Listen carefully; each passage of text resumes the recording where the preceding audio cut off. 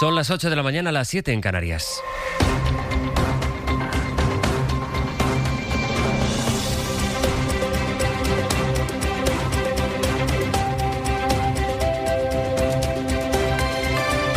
En la cadena SER,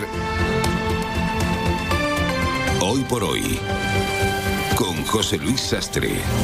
Hola, buenos días.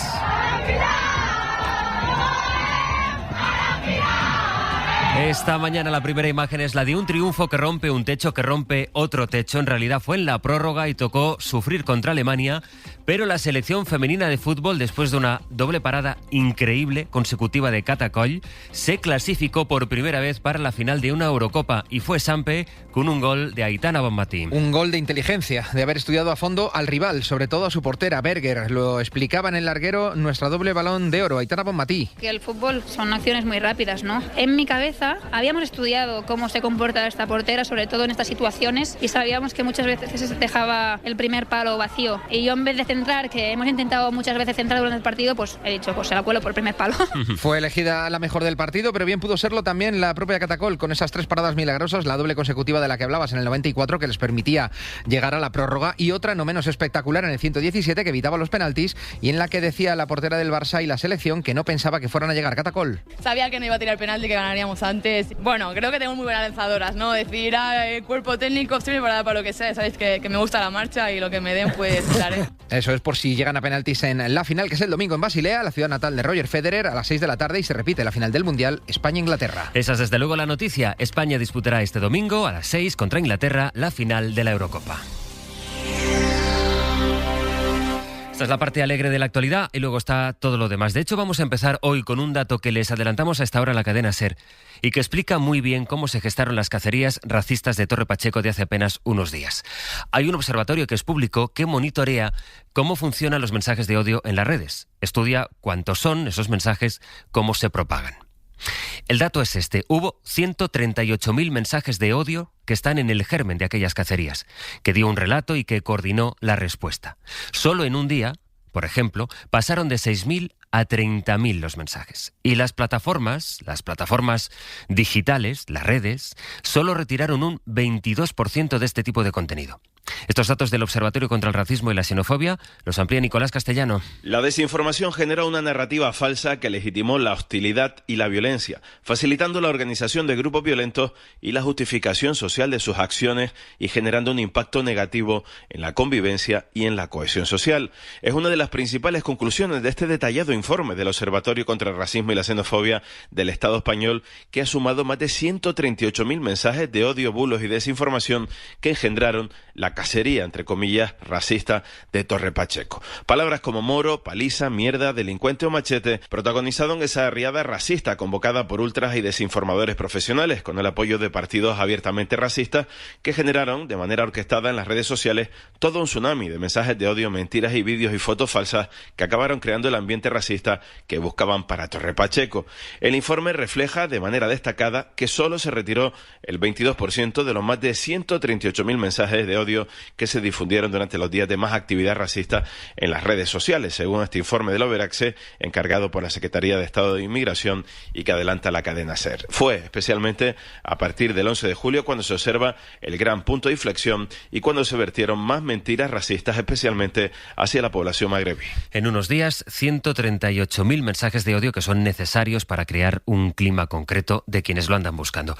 Han pasado ya unos días de Torre Pacheco. Ayer fue cuando el gobierno de la región de Murcia, del Partido Popular, de López Miras, sacó adelante los presupuestos autonómicos. Lo hizo con la abstención de Vox. En el transcurso del debate, la portavoz de Podemos en la Asamblea trató de sacar un capirote del Ku Klux Klan que llegó a dejar en el escaño del presidente de Vox. Quería traerle un regalo esta mañana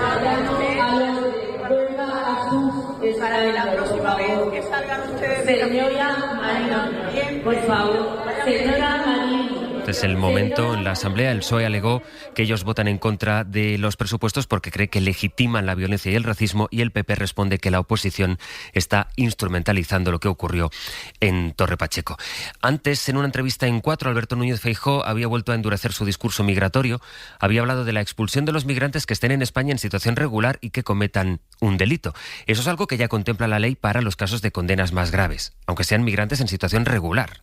Feijóo plantea ampliar los supuestos de la expulsión, insisto, para migrantes que estén aquí en España en situación regular, aunque no aclara de qué supuestos habla. Cuando el inmigrante es irregular, será expulsado de forma inmediata. ¿Vale? Cuando el migrante es regular, depende del delito que cometa, puede ser expulsado de forma inmediata o, por el contrario, habrá que juzgarle y habrá que buscar cuál es la pena adecuada.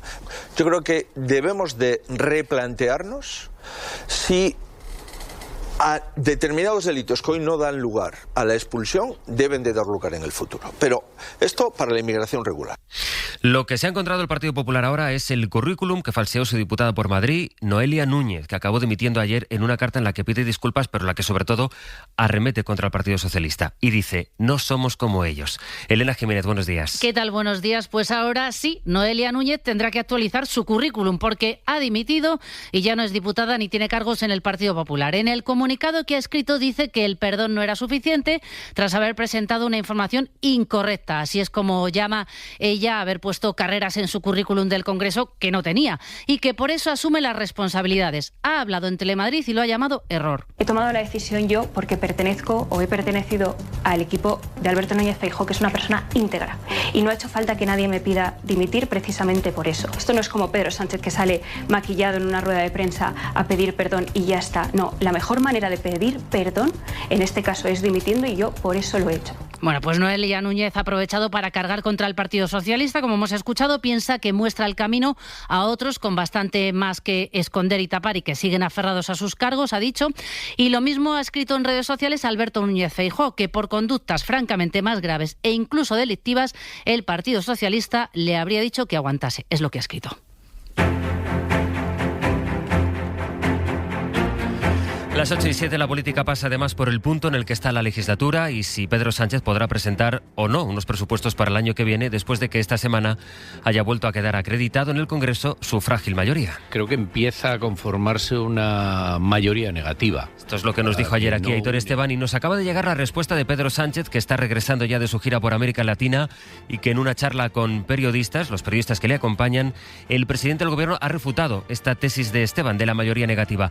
Enviado especial Guillermo Lerma, buenos días. ¿Qué tal? Buenos días. No comparte Sánchez el temor que Esteban admitió ayer aquí en Hoy por Hoy, porque aunque reconoce que en el Congreso no hay una mayoría de izquierdas, la derecha dice tampoco es capaz de articular una suma en positivo para legislar. Defiende el presidente que los números le dan la razón porque va a llegar al ecuador de la legislatura con el 45% de los compromisos aprobados y el 86% de las votaciones ganadas. Obvia, eso sí, la falta de presupuestos y las leyes que ha tenido que retrasar, entre ellas la reducción de la jornada laboral. Aún así, el presidente hace un balance positivo de estos 2 años y frente a los augurios de la oposición se dice con fuerza para seguir, a pesar de la complejidad parlamentaria y del desgaste que reconoce le ha causado la corrupción. Sánchez lamenta el caso Cerdán, dice que ha podido opacar la labor del Ejecutivo, pero vuelve a marcar distancias con el PP, que asegura gana por goleada en esta cuestión. El PP gana por goleada en corrupción, decía Pedro Sánchez. Ayer el Supremo decidió mantener en la cárcel a Santos Cerdán porque ve poderosos indicios de su papel activo en la trama. Y del caso Montoro, el despacho que fundó el exministro, Equipo Económico, ha pedido que se anule la causa porque dice que se están vulnerando las garantías procesales.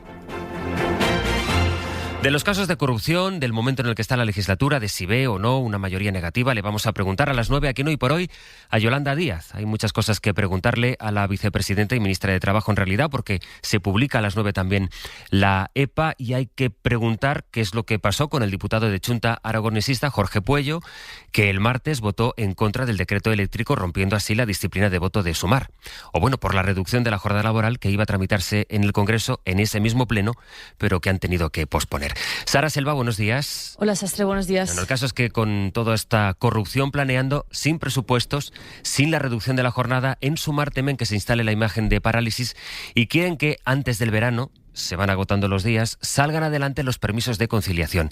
Y esto, Sara, abre ahora una pugna con Hacienda. No está siendo una negociación fácil, dicen fuentes de Sumar, aunque hay voluntad en ambas partes de que esto salga adelante. El decreto contempla varias medidas, pero la principal es la remuneración de al menos 4 de las 8 semanas de permiso. Los padres tienen derecho a cogerse en el trabajo 8 semanas al año para cuidar a sus hijos menores de 8 años, pero ahora no están remuneradas. Sumar quiere que al menos 4 sí lo estén. Esto, de hecho, lo contempla una directiva europea que España ahora está incumpliendo y forma parte del acuerdo de coalición. El escollo ahora está sobre todo en Hacienda, no tanto porque esté en contra de la medida, sino porque es importante cuadrar las cuentas, el dinero que va a costar antes de aprobarla. Sumar quiere llegar al verano lanzando un mensaje claro de avance, de giro social, de lo que llaman el reseteo de la legislatura después del caso Cerdán, pero solo tiene hasta el martes, que es el último Consejo de Ministros, y es complicado que todo cuadre en tan poco tiempo. Aún así, ninguna de las partes descarta terminar de cerrarlo el mismo lunes, y si no, habrá que esperar ya al Consejo de Ministros de finales de agosto. Hasta luego, Sara. Hasta luego.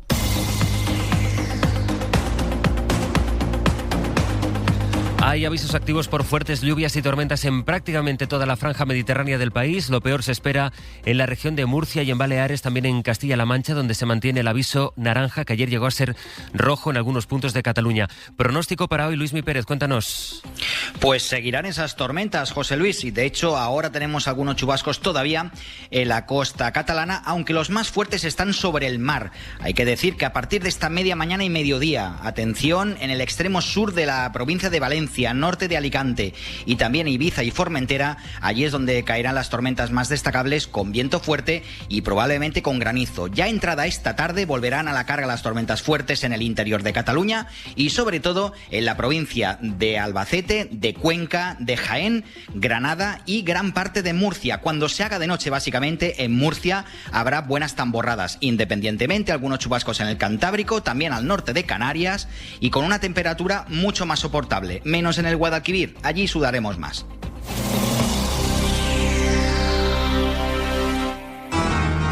Línea Directa es la aseguradora favorita entre sus clientes. Tanto los del mundo real como los de Nevermore. Sí, donde vive Miércoles Adams. Claro, tipo directo. Por eso, si quieres asegurar tu monovolumen, tu dúplex, tu pastor alemán... O tu coche gótico, tu casa encantada, tu licántropo. Llama al 917-700-700 o ven directo a lineadirecta.com. Cámbiate y te mejoramos el precio de tus seguros directamente. Si hay algo que nos gusta del verano, son las vacaciones. ¿Ya tienes las tuyas? Reserva con las ofertas flash de Viajes El Corte Inglés tus vacaciones de julio, agosto y septiembre. Las costas, las islas, el Caribe te están esperando. Y los niños viajan gratis o con grandes descuentos. Consulta condiciones en las ofertas flash de Viajes El Corte Inglés. Si hay Don Simón, nos quedamos. Tinto de verano, Don Simón. Bébete el verano, qué calor. Tinto de verano, Don Simón. Cero sin alcohol. Tinto de verano sin alcohol. Don Simón. En la cadena SER, Hoy por Hoy, con José Luis Sastre. Habrá que ver en qué queda la cosa, porque en una semana pues todo puede pasar, más si tiene que ver con Donald Trump, pero parece que Europa y los Estados Unidos están acercando posiciones para que los aranceles queden fijados en el 15%, los de Estados Unidos a Europa. Parece que forma parte de esa estrategia de negociación de Donald Trump, que dice primero que los va a poner muy, muy altos y luego se rebajan, pero el caso es que quedan unos aranceles que antes no estaban. De hecho, aquí Europa cedería y al final acabaría asumiendo unos aranceles, veremos qué dicen las capitales, pero si esto es así, acabaría asumiendo unos aranceles del 15%. Bruselas, Enrique García Pozo, buenos días. Buenos días. Ni la propuesta de cero aranceles con la que empezó a negociar Bruselas, ni un arancel del 30% como amenaza Donald Trump. El principio de acuerdo pasa por un arancel general del 15% a las exportaciones europeas, que en líneas generales supone una ligera subida con respecto a lo que ya teníamos, porque Trump, recordemos, el pasado abril anunció aranceles generales del 10%, que se sumaban a los gravámenes del 4,8% que ya se estaban aplicando. El acuerdo todavía no está cerrado, faltaría el visto bueno del presidente de Estados Unidos, por lo que prima la cautela, aunque Bruselas mantiene su paquete de contramedidas por si todo descarrila y no hay acuerdo antes del 1 de agosto. Un paquete de aranceles valorado en 93.000 millones de euros. Pues de aquí a la semana que viene, el desenlace. o eso veremos. En Gaza, esta madrugada han muerto al menos 5 personas en nuevos bombardeos de Israel. De hambre han matado a más de 100 personas, según está informando Al Jazeera. Pablo Morán, buenos días. Hola, Sastre, buenos días. Israel, Pablo, ha advertido a la ONU de que va a limitar más todavía el acceso de sus funcionarios. Claro, Israel lo que está haciendo es echar el resto para imponer su plan y rebatir la creciente indignación global por su genocidio en Gaza. Este nuevo obstáculo al trabajo de Naciones Unidas fue ayer solo el primer acto. Israel will no longer grant automatic visas to OCHA's international staff. Limitará a un mes los visados a esos trabajadores de la ONU y lo anunció en el mismísimo Consejo de Seguridad de Naciones Unidas. Segundo acto, en la propia Gaza. Allí se plantó el presidente Isaac Herzog para decir esto. Que Israel reparte ayuda humanitaria en Gaza conforme al derecho internacional. Y tercer acto, en el Parlamento israelí.